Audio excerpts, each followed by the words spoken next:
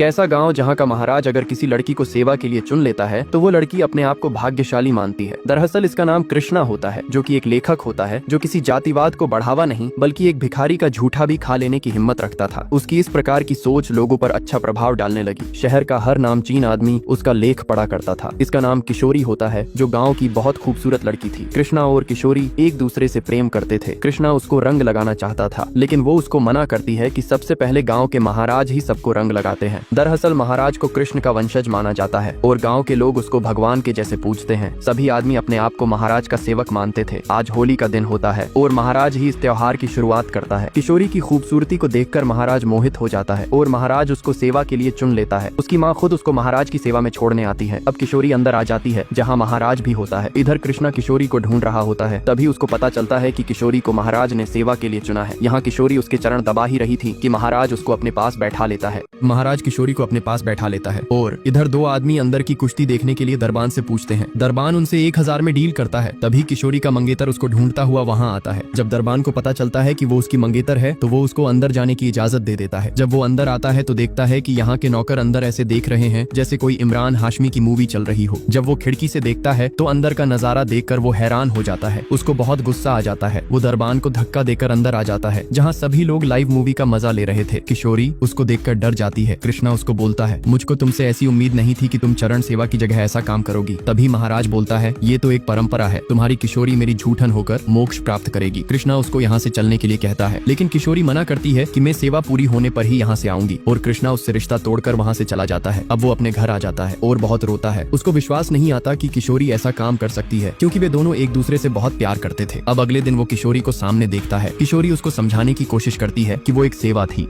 यहाँ किशोरी कृष्णा को समझाने की कोशिश करती है कि महाराज और मेरे बीच जो कुछ हुआ है वो एक सेवा थी। नसीब वालों को ऐसा मौका मिलता है, लेकिन कृष्णा एक सुलझा हुआ इंसान था जो धर्म के इस तरह के रीति रिवाज को मानने से इनकार करता है और बोलता है कि तुम उस महाराज के पास जाने से मना कर सकती थी, लेकिन तुमने ऐसा नहीं किया। वो उसको अपनी बात बोलती है, लेकिन कृष्णा उससे अपना रिश्ता हमेशा के लिए तोड़ देता है। यहाँ किशोरी महाराज को बताती है कि कृष्णा ने सगाई तोड़ दी है। महाराज बोलता है कि सब कुछ भगवान की मर्जी से होता है, तुम अब मेरे पास मेरी बन के रहो। अब किशोरी जैसे ही सोकर उठती है उसको पता चलता है कि महाराज आरती के लिए गए हैं, इसलिए वो जल्दी से सजने लगती है। यहाँ किशोरी दरवाजे पर महाराज के खड़ाऊ देखती है और उसको पता चलता है कि महाराज अंदर उसकी छोटी बहन के साथ है। वो तभी गुस्से में आती है और उसको वहाँ से बाहर भेजती है। उसको अब महाराज का असली रूप समझ आ गया था। वो बोलती है कि मैं तो आपको भगवान मानती थी, लेकिन आप तो सेवा के नाम पर अपना उल्लू सीधा करते हो। अब वो चली जाती है और अपनी बहन को भी साथ ले जाती है और उसको वहाँ जाने से मना करती है। अब उसको फील होता है कि जिस पर हक कृष्णा का था वो मैं उस महाराज को दे आई। वो अब पछताती है कि जो कृष्णा मुझसे प्यार करता था उसको मैंने खो दिया।